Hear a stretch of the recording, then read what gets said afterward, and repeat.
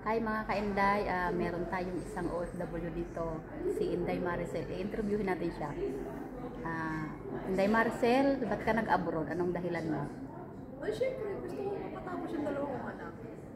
Ayun. Tapos, ilang bansa na ang napuntahan mo? Galing ako ng Saudi Arabia. Siyempre, doon ako ng first timer, nag-start ako second, Kuwait. And then, after na Abu Dhabi, so dito na the last one. Bale, ilang bansa na napuntahan mo? Pang-ilang to? Pang-apat. Pang-apat niya yung Oman. So, alin sa apat na napuntahan mo? Alin ang pinakamaganda? Para sa akin, much better dito na ako sa Oman. Kasi dapat yung naman ako ng 6 years dito, hindi ako better dito. 6 years ka na sa amo mo? Yes. Bali 6 years na siya sa amo niya mga ka-Inday.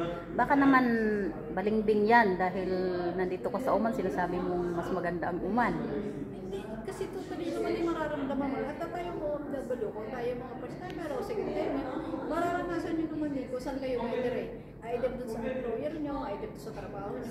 Kung may mga reklamo kayo, hindi nyo kung nagustuhan, pwede naman kayo maghanap ng iba, ng ibang bansa. Pwede na sa atin, kung saan nyo gusto. Pero para sa akin, mas pinili ko na dito kasi kung maghahanap ako ng iba pang amo, sanay na ako dito, 6 years na na. So, sanay na lahat din sa akin. Okay. Yun ang ating unang interview. So mamaya may interviewin pa tayong isa.